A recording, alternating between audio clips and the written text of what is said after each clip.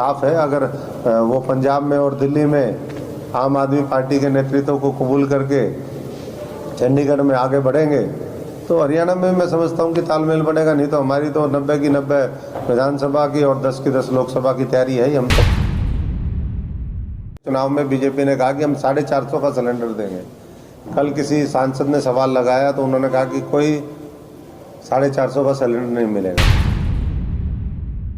भ्रष्टाचारी उन्होंने अधिकारियों की बात करी। उन्होंने पूरी राजनीतिक जो श्रेणी है, पॉलिटिकल क्लास है, उसको तो बचा लिया।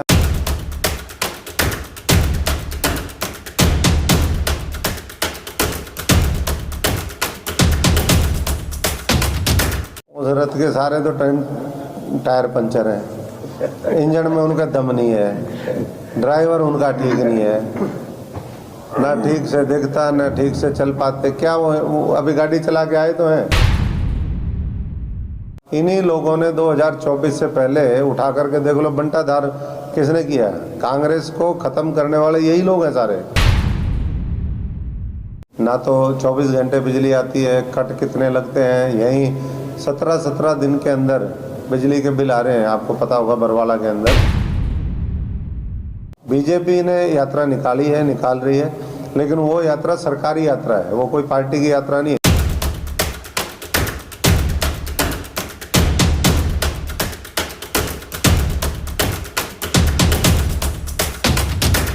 कांग्रेस बड़ा दल था उन राज्यों के अंदर, उन्होंने बोलते रहे विश्वास में रख करके और लास्ट में विश्वासघात कर दिया।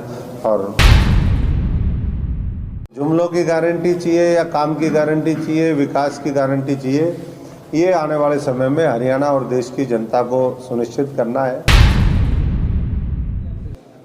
बरवाला के सभी हमारे पत्रकार साथियों को बहुत बहुत नमस्कार, सबका बहुत बहुत धन्यवाद। हमारे आम आदमी पार्टी के सभी वरिष्ठ नेतागण, आज सिरसा से चलने वाली भद्राव यात्रा जिसमें हम सभी साथी हैं और करीबन 2.5-3 लोकसभाओं में ये वाला जो चरण है वो हम पूरा कर रहे हैं। सिरसा से शुरू हुई ये यात्रा आज बरवाला से चल करके कल शाम को हम सब बरवाला पहुँचे। बरवाला से चल करके हम आगे आदमपुर जाएंगे, आदमपुर से नलवा जाएंगे। शाम को हमारा एक कार्यक्रम वो गंगवा गांव में होगा, जैसे कल खेदड़ में रागनी का कार्यक्रम था। और उसके बाद ये यात्रा हिसार प्रवेश करेगी। तो मैं सभी साथियों का जिन्होंने कल पूरे जिम्मेदारी के साथ, पूरी ताकत के साथ इस कार्यक्रम को कामयाब किया और बदलाव यात्रा के माध्यम से सुनिश्चित किया कि हम लोगों के बीच में जो एक हमारा गहन जनसंपर्क अभियान है, लोगों के साथ संवाद करने का एक हमारा माध्यम है, उसको बखूबी लोगों के बीच में लेकर के जाएं। पहले दिन जब हमारी यात्रा शुरू हुई हम 70 किलोमीटर चले, दूसरे दिन 110 किलोमीटर चले, तीसरे दिन 125 किलोमीटर, चौथे दिन 100 किलोमीटर और कल के दिन हम करीबन 70 किलोमीटर चले। और आज फिर दोबारा 100 से ज़्यादा किलोमीटर हम यात्रा के माध्यम से कवर करेंगे। तो एवरेज मोटा मोटा देखा जाए तो 100-125 किलोमीटर प्रतिदिन आम आदमी पार्टी की ये यात्रा जहाँ भी चल रही है, हर नेता उसके साथ जो हमारा पूरा कारवा है वो कवर करता है, जिससे करीबन 4,500-5 हज़ार किलोमीटर की यात्रा गांव, कस्बों, शहरों से होते हुए हमारी ये आगे बढ़ रही है। और मकसद साफ है, संदेश कि हरियाणा के अंदर वैसे तो इस देश की व्यवस्था में परिवर्तन होना चाहिए, क्योंकि तभी लोगों को उनके अधिकार मिलेंगे। अगर इसी तरीके से सत्ता बदलने से, कोई व्यक्ति बदलने से काम होता तो बहुत पहले हो लिया होता। और व्यवस्था परिवर्तन की जो लड़ाई है वो एक व्यक्ति, एक पार्टी नहीं लड़ सकती, वो पूरे देश की जिम्मेदारी है। आज हम हरियाणा में हैं तो हरियाणा के लोग मिलकर के व्यवस्था परिवर्तन की इस लड़ाई में हम सहयोग करें। और अरविंद केजरीवाल जी जो चाहते हैं कि जो आज़ादी से लेकर के आज तक लोगों को नहीं मिला, चाहे वो अच्छी शिक्षा हो, चाहे अच्छे अस्पताल हो, रोजगार के अवसर हो, न्याय करने की व्यवस्था।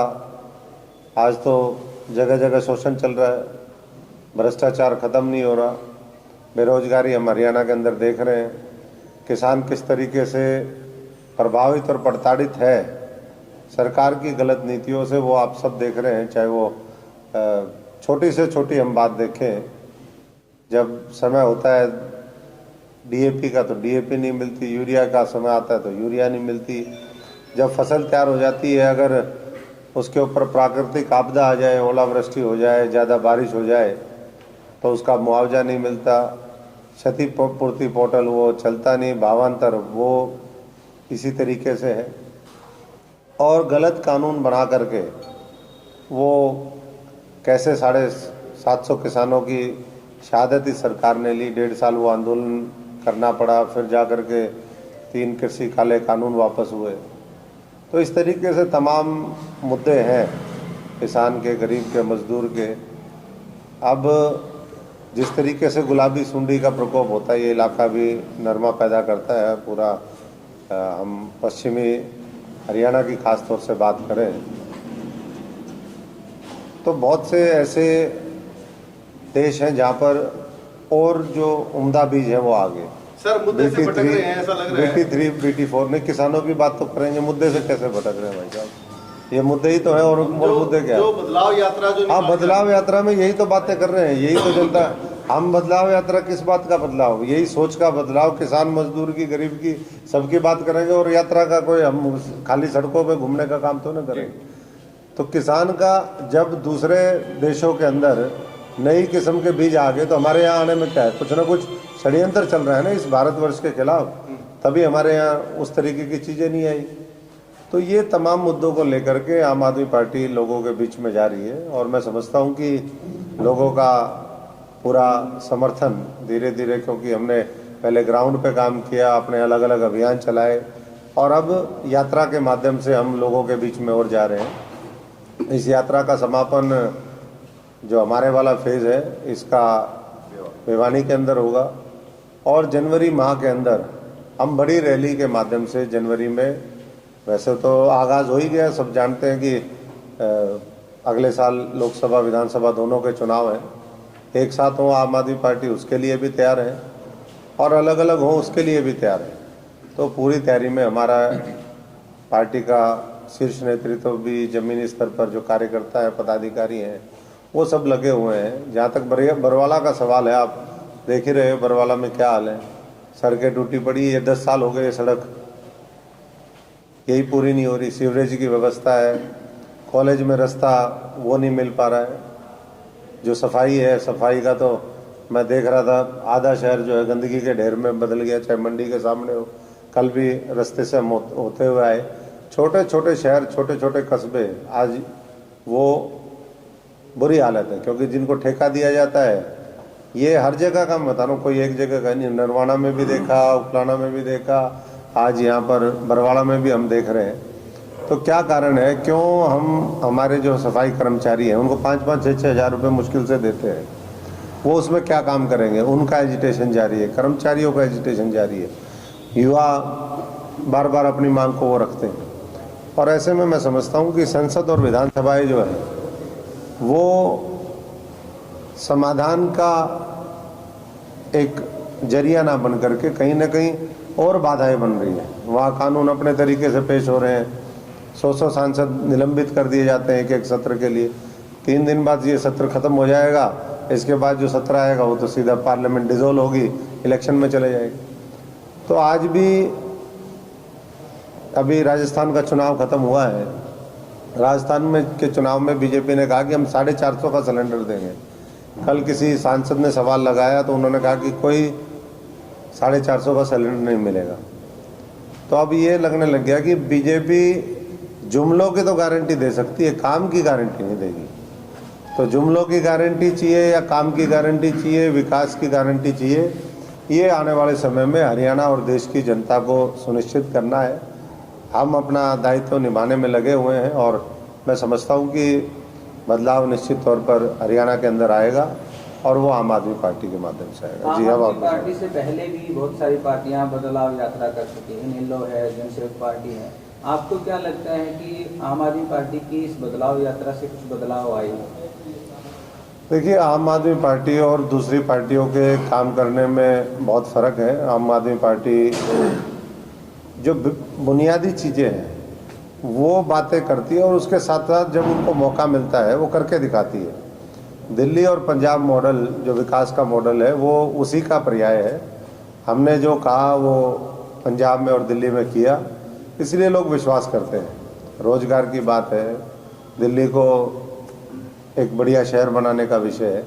आज भी पूरे हरियाणा में हम देश में देखें, पीछे एक रिपोर्ट आई हुई थी जो स्मार्ट सिटी खुद सरकार ने कहा था कि हम ये स्मार्ट सिटी बनाएंगे, उनमें से 60-70% शहरों का भी कुछ स्मार्टनेस वहाँ पर नहीं आई है। तो सर, आपने भ्रष्टाचार का मुद्दा उठाया। मुख्यमंत्री ने विधानसभा का जो स्तर चला उसमें गीता पर हाथ रखकर कसम खाई कि वो भ्रष्टाचारी होनी चाहिए। देखिए, भ्रष्टाचारी उन्होंने अधिकारियों की बात करी, उन्होंने पूरी राजनीतिक जो श्रेणी है, पॉलिटिकल क्लास है, उसको तो बचा लिया। उन्होंने गीता पे हाथ रख कर के ये कसम नहीं खाई कि मैं किसी भ्रष्ट जो नेता हैं या और कोई लोग मिलेंगे, कोई बिजनेसमैन मिलेगा, कोई किसी तरह का, सिर्फ अधिकारियों पे गाज गिरा करके हम ये सोचे कि कुछ अधिकारियों को पकड़ने से भ्रष्टाचार खत्म हो जाए। ये तो एक पूरा नेक्सस है बिजनेसमैन का, पॉलिटिशियन का, अधिकारियों का, जिसको ब्रेक करना जरूरी है। वो उस पर एक्शन करते हुए नहीं दिख रहे। 10 साल में जिनके बारे में बीजेपी सत्ता में 13-14 में बोलती थी कि इन्होंने इतने लाख करोड़ का घोटाला कर दिया, वो तो सारे ऐसे ही घूम रहे हैं। कहाँ कौन जेलों में गया है? तो सवाल इस बात का है और इसलिए मैं समझता हूँ कि ये कसम कहीं ना कहीं बेईमानी है और केवल जनता को गुमराह करने की। पार्टी के शीर्ष नेताओं ने, अगर मैं अरविंद केजरीवाल की बात करूं तो कुछ साल पहले एक लिस्ट जारी की थी भ्रष्टाचार लोगों की, और उन भ्रष्टाचारियों के साथ ही हाथ ऊपर करके उन्होंने समर्थन भी हो गया था।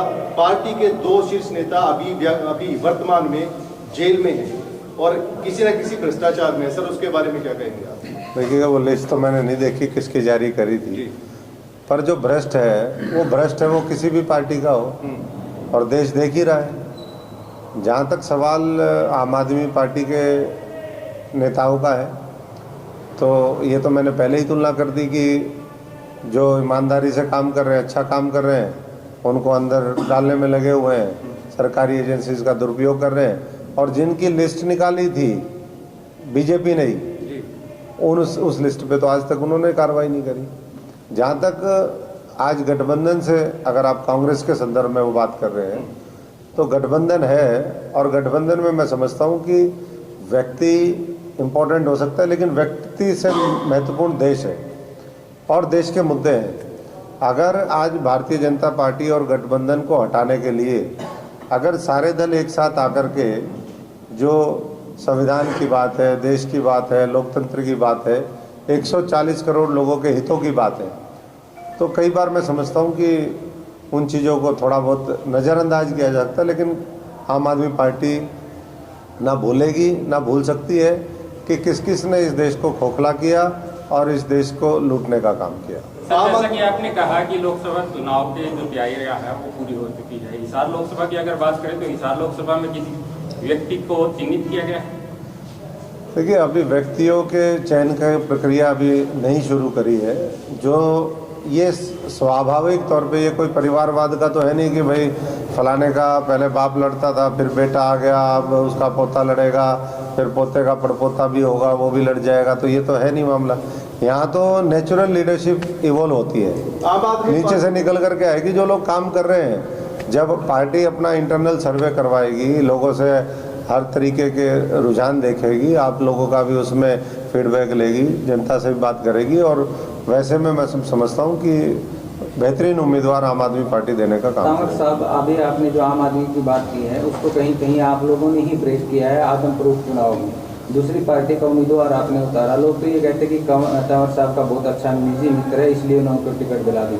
तो जो आम कार्यकर्ता आज आस लगाए बैठा है कि रेडी वाला है, एक चाय बनाने वाला है, या और जो आम तबके का जिसके लिए आम आदमी पार्टी जानी जाती है, वो वसूलों पे आज आम आदमी पार्टी दिखाई नहीं देती। सर, इसी से जुड़ा हुआ सवाल ये है कि उसी समय आम आदमी के जो सक्रिय कार्यकर्ता थे वो कैमरा वो ये कहते थे कि आम आदमी पार्टी अब हरियाणा में आम आदमी की पार्टी नहीं रही, खास आदमी की पार्टी है। देखिए कौन खास आदमी है उसमें, वो तो कोई मुझे नहीं लगता, वो भी साधारण परिवार से, ये किसान मजदूर होना कोई गुनाह तो है नहीं।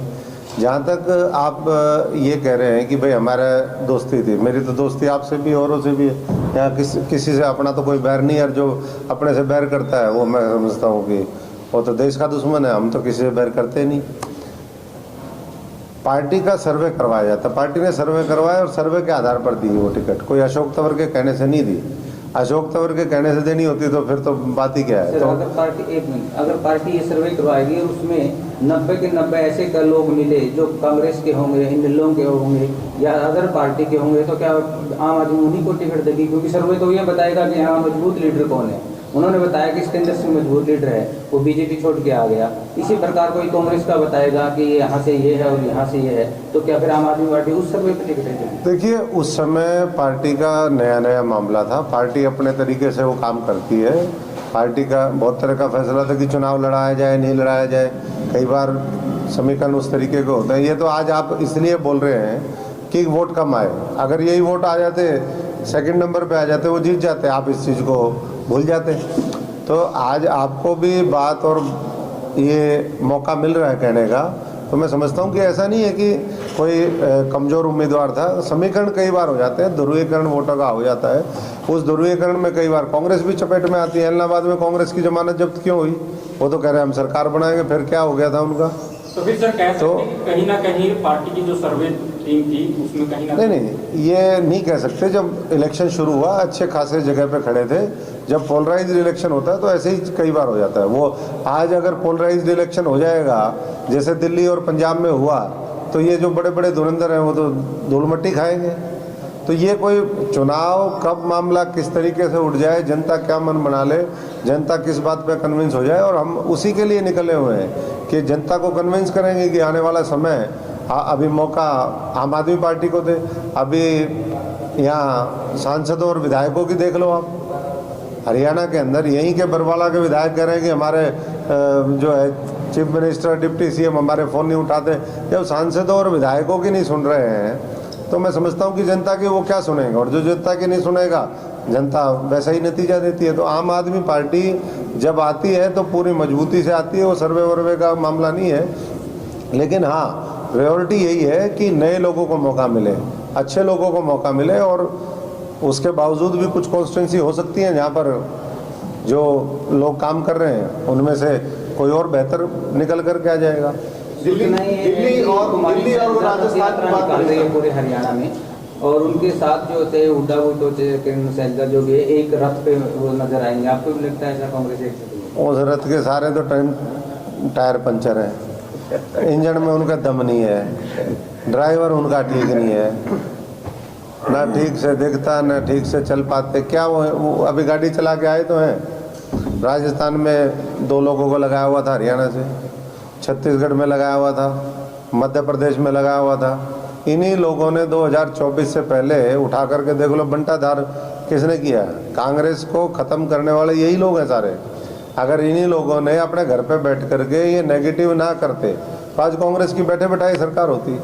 तो मुझे नहीं लगता कि हरियाणा की जनता को भी इनसे बहुत ज़्यादा उम्मीद है, और जैसे जैसे समय आगे बढ़ेगा वैसे और स्पष्टता आती जाएगी। दिल्ली और पंजाब की बात करें तो ज़्यादातर आम आदमी पार्टी ने गरीब आदमी और आम आदमी की नब्ज पकड़ने की कोशिश की है, चाहे वो 200 यूनिट बिजली फ्री हो, चाहे वो हर घर में पानी हो। क्या हरियाणा में भी आम आदमी पार्टी ऐसा कुछ करे? हरियाणा में तो हमने पहले ही कहा है, हमारा बिजली आंदोलन चला, बिजली अभियान चला, हमने बिजली की पूरी व्यवस्था को लेकर के जो आज हरियाणा के अंदर मामला है उस पर सवालिया निशान खड़े किए।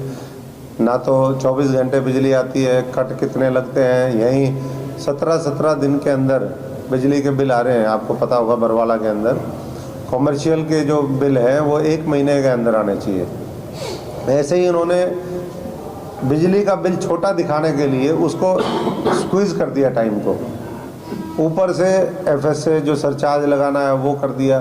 तो तमाम बिजली का क्षेत्र तो मैं समझता हूँ कि हरियाणा में बहुत बुरी हालत है बिजली की, चाहे वो बिजली बनाने की बात हो या बिजली के ट्रांसमिशन की बात हो या नीचे तक उसको बेहतर तरीके से अभी भी, और आम आदमी पार्टी आएगी तो मैं समझता हूँ कि वो जो बिजली है, फ्री का पानी है, अच्छे सरकारी स्कूल हैं, अच्छे सरकारी हॉस्पिटल हैं, उद्योग धंधे स्थापित करके रोजगार देना है। अभी 45-50 हज़ार पिछले एक साल के अंदर पंजाब के अंदर सरकारी नौकरियां दी गई।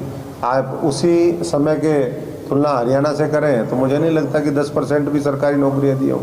तो वो तो कोर है हमारा, उसको हम बार बार रिपीट नहीं कर रहे। वो तो आम आदमी पार्टी का कोर है जिसको हम आगे लेकर के चल ही रहे हैं। उसके साथ साथ हरियाणा के अनुरूप जो भी हमें कुछ चेंजेस करने पड़ेंगे अपने मैनिफेस्टो में, एजेंडा में, वो आम आदमी पार्टी आने वाले समय में करेगी। तंवर साहब, इंडिया अलायंस में आम आदमी पार्टी भी है और जिस प्रकार से अभी 3 राज्यों के चुनाव परिणाम आए हैं, बीजेपी के हक में ज़्यादा चले गए, तो क्या लगता है कि अब आम चुनाव जो होंगे लोकसभा में, इंडिया अलायंस किस प्रकार से इस चीज़ को फेस करेगी?